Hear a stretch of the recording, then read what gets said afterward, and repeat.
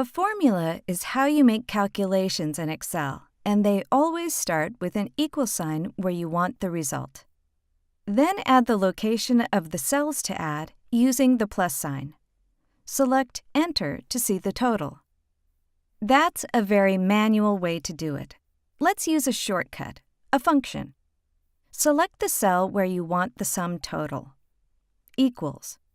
Then type a function. For example, sum for adding numbers.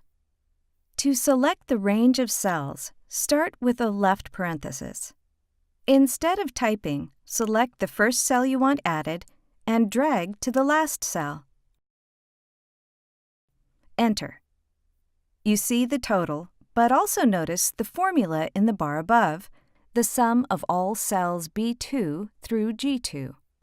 Anytime there's a formula, you can copy it to another column or row. Rest your cursor on the lower right corner of the cell until it becomes a cross. Then select and drag. The formula adjusts to each row for a quick total.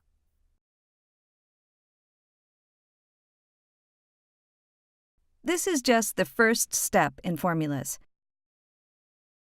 You can find a lot more help, including our tutorial, in the File menu.